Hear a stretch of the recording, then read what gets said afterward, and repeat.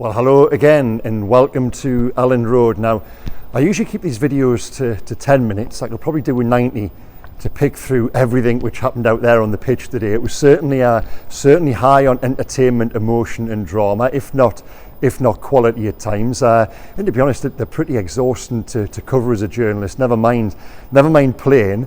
On a more serious point, I do think that's become a little bit of a potentially an issue for Newcastle right now, because if you're looking at the players, they do seem a little bit short, a little bit sapped in every game at the moment. You know, you go back to the Arsenal game last week, every game is an occasion, it's an event, it's full of controversy, drama, all the rest of it, and I do think that perhaps mentally and physically is having a little bit of an effect on Newcastle right now, especially given the stakes are so high. Now, what was my take on that today? I thought it was, as I say again, you know, a brilliant game in terms of plenty to talk about, plenty to write about. It was end to end. It was noisy. You know, when this stadium is, when the team on the pitch really does need something on the terraces, they get it here. It's a great place to play football and to watch football.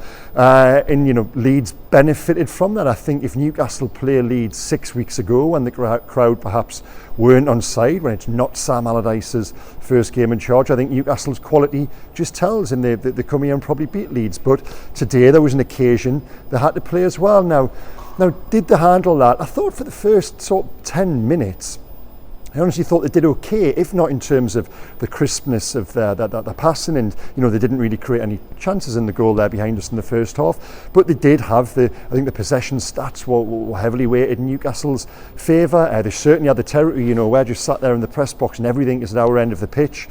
Leeds then break and the score. You know, I'm just going to rattle through things a little bit, you know, quickly, because I want to get to a point when Newcastle were leading. You know, Leeds scored, they missed the penalty, Newcastle scored, they then get in the position where they're 2-1 up. I'm going to go back and revisit all of those other little points in a second, but I thought from the point of Newcastle being 2-1 up when Callum Wilson scores his second penalty, what have Newcastle done well all season when they're in a winning position? They've controlled games. You know, it's one of their big strengths, either through the dark arts or through just having good players who keep the ball. You know, they manage Leeds incredibly well. Today they didn't do that. I thought the game was still stretched. It didn't feel like Newcastle were leading 2-1. It either felt like they were chasing another goal and it was level because it was so stretched to still play on the counter attack. Either they were chasing the goal to get a second, or it felt like almost a game where they were 3-4-1 up. It was strange in many ways, and they just didn't control it. And why is that? Well, the players who give them that control at the moment aren't playing particularly well. You know, Bruno Fernandes again had a game on the back of Arsenal there today where he's nowhere near the levels we've come to expect of him. Someone like Kieran Trippier who can really calm things down. Again today, you know, just a little sloppy at times in possession. And Joe Linton, you know, there's a stat doing the rounds about Joe Linton, how many times he recovered the ball and won back possession. Well, that's great, but if you've given it away just as many times, well, you're only righting the wrongs, really, aren't you? So yeah, I didn't think Newcastle controlled and defended that lead very well at all. And what is it now? One clean sheet in the last 17 games or something? That just shows you what's happened at the back. And because of that, let's go back to Leeds' opening goal, which I thought was a really soft concession, which with what was their first attack of the game. They're too soft in stopping the cross. They're too soft, Dan Burn, you know, in stopping the header from Rodrigo. He's just caught him on the run there, hasn't he?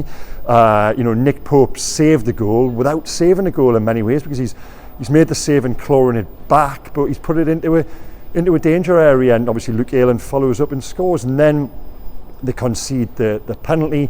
Now at that point, if Leeds score and make it 2-0, I honestly think Leeds probably do go on to win it, because you know, this place was bouncing. And I said at the top there, the fans were fantastic, right behind the side, and Newcastle hadn't really, you know, hadn't coped with that in that little brief period there. You know, after Leeds scored the first goal, and it was starting to feel a little bit like perhaps another Aston Villa, where if Leeds went and got the second, you would have expected Newcastle to, I don't know, is crumble the wrong word, but I wouldn't have had massive confidence in them coming back, to be honest with you. As it is, you know, Nick Pope makes that save, eradicates for any blame anyone may attach to him for the first goal, even though that is probably slightly harsh, but it's a brilliant save, even though I thought Patrick Bamford's body language was terribly telegraphed, and quite why they let a player take it who was clearly so low on confidence. He had that awful miss here against Leicester a couple of weeks ago, but nonetheless, Newcastle then, Big Sam's on the touchline there, down below, and after they've missed the penalty, he's got his head in his hands and he's just saying to the players, calm, nothing stupid. Max Wober then goes and cleans out Alexander Isak inside the box. Callum Wilson, bottom corner, great penalty. And after that, I thought Newcastle did okay without being great. They had territory, but did they really give Joe Roberts a save to make? I don't think they did. Again, it comes back to that sloppiness in possession. The guys at the back have gone a little bit soft. The two. I'm going to caveat all this shortly with they're still on course for the Champions League, but we've got to analyse performances. I thought the guys at the back have gone a little bit soft. There was one incident in the second half where I think it's Rodrigo on the right wing there. Sven Botman allows him to bring a ball from the sky under control, and you think, in that situation, you've got to get man or ball, one of them first, not allow the player to bring it down and then run at you, and ended up in a pretty dangerous situation for Newcastle. So yeah, I just think that the guys at the back, and it's backed up by the numbers we mentioned there, the clean sheets before, they're not performing as they have been. Certainly in midfield, Bruno Fernandes is such a key player. Is talk about this a lot of them. We nowhere near the levels we've come to expect of him, and because of that, the team just isn't quite functioning the way it is. So in a strange way, are they relieved to emerge with a point, or disappointed that it wasn't all three? I think both teams have got a right to say that.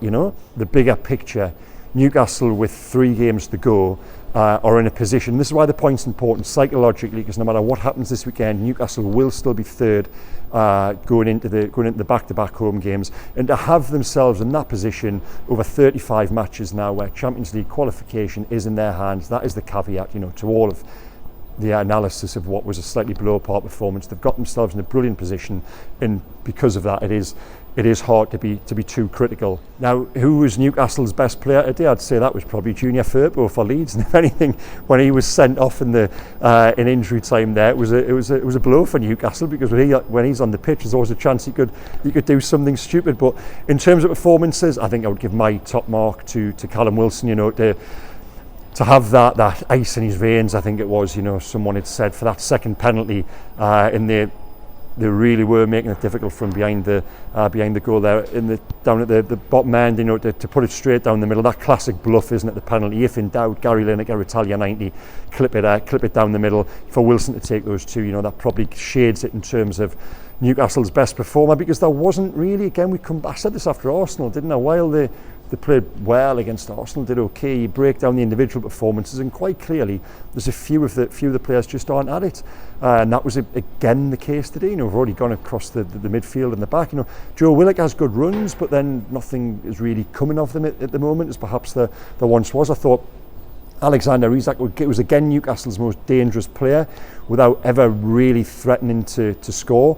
He certainly looked better when he went into the middle. They changed to the 4-2-3-1, which was significant. And it comes back to the question: is Eddie Howe at the moment right to be playing Alexander Isak and Callum Wilson from the start? Well, that's 2 matches now. It's 2 matches without a goal from open play for the team, and it's 2 matches where they've only taken 1 point. So I wouldn't be critical of that decision. I don't think there's a great deal else you can do at the moment. There's clearly something whereby he doesn't want to start Anthony Gordon. St Maximan's only coming back to full fitness. So I wouldn't be critical of the situation, but results show in the period where Wilson was coming on, off, Isak, all the rest of it, Newcastle, the two of them were performing, and I don't think they've underperformed here by any stretch, but nonetheless the team isn't playing the way it was when it had one of those options off the bench. So that could well be something to consider going into these back-to-back home games now. Now, in terms of newsy items to emerge from today, well, the big talking point that will be on the back page of the Mail on Sunday tomorrow, I've just written the story, the supporter who confronted Eddie Howe just in the technical area there behind us. Now, because we're sat just there, I saw the whole thing unfolding, because we had our eyes on the far end of the pitch there when Kieran Trippier's lining up a free kick, and just out the corner of my eye I saw the supporter enter the technical zone, and yeah, in a strange way, he was awfully polite. He tapped Eddie on the shoulder before abusing him, and rather than, it could have been far worse. We joke, it could have been far worse, and that's what Eddie has said, you know, he only shoved him, but one of these days a supporter, you know, might have something in their person which could do serious damage, and Eddie made that point, and he's right to say that. And it's alarming how the fan who I think emerged from the seats there below us is able to travel, what is it, 20, 30, 40 yards without being stopped by a steward. You know, Newcastle's security guy, Eddie's Tup Palace doorman, was quickly on the scene and ushered him away, and we believe that the man was quickly arrested. But nonetheless, Eddie, you know, he didn't go as far to say he was fortunate, but that was certainly the tone of what he was saying. I would echo that, and you would expect some sort of FA action against Leeds United now. As for Newcastle and where do they go from here, well, they're heading into 2 home games in a 5-day period that could rank as one of the biggest in the club's recent history. You know, it's a potential crossroads moment between Champions League football and lavish, extensive investment this summer, and Europa League football and something a little more conservative. So I still think they'll do it. They are stumbling a little. You know, we've got to admit that. But what is important is that back at home, that they just look as if they need, I used this phrase, didn't after that, the 3 away games on the spin. They just, sometimes you need those home matches, as we saw the effect here today on the Leeds players, just to fill up on that little bit of love, that little bit of energy, that little bit of aggression even, and that might just make the difference in the 2 home games against Leicester and Brighton coming up as well. So a huge week. Before that, I'm very fortunate. I'm off to Milan to do a recce for the Champions League for Newcastle. Let's hope so. But no, I'll be in Milan this week covering the second leg of the semi-final there. Extremely fortunate. Hopefully I'll bring you guys a video as well. There'll be plenty of content on that game and this game at the Daily Mail over the course of the next few days. Click on the link below to go through to all the stories and match reports from today's game. Take care, guys, if you're travelling back up to Newcastle. Thank you again for watching. Please hit like, please hit subscribe, and yeah, I'll be back later in the week. Yeah, it's a pretty big week, isn't it? I hope you've enjoyed this one, and yeah, thanks again for watching. See you soon. Bye bye.